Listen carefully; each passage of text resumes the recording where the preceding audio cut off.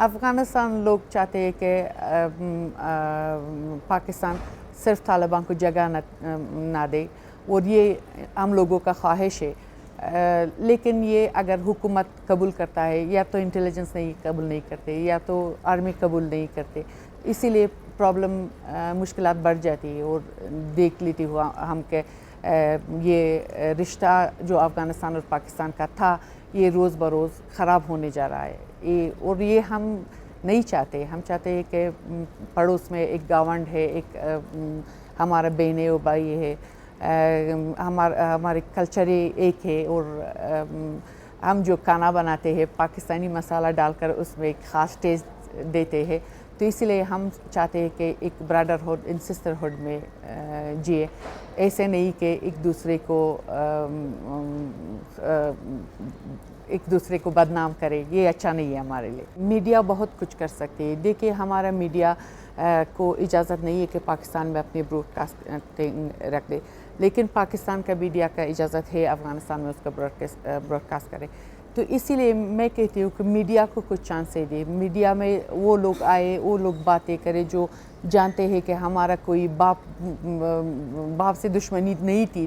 اب شروع ہو گئی پرابلم، اب بھی دشمنی نہیں ہے، اب مشکلات شروع ہو گئی ہے، کہ ان کو ہم صاف کریں،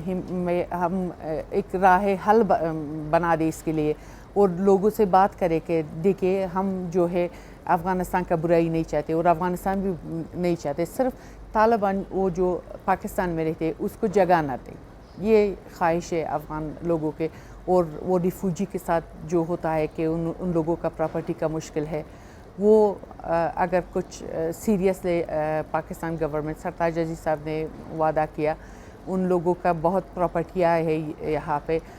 تو جیسے ہم نے سنا وہ لوگ اپنی پراپرٹی نہیں بیچ سکتے، اسی لیے اس کو فیسلٹیز دے۔ اور سرتاج عزیز صاحب نے کہا کہ وہ لوگ لانگ ویزا پر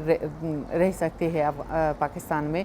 اور باقی لوگ جو ہے ہم بہت خوش ہوتا ہے اگر ہمارے افغان لوگ آ جائے واپس اپنے وطن میں، اپنے ملک میں، وہاں پہ اپنے ملک کو آباد کرے، اس پہ ہم خوش ہیں، ہم ناراضی نہیں ہے، لیکن اس کو ان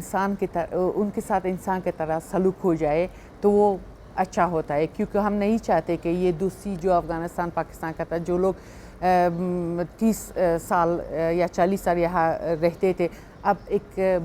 خراب امپریشن کے ساتھ واپس جائے۔ ہم چاہتے ہیں کہ ہمارے افغان لوگ خوش آئے پاکستان سے۔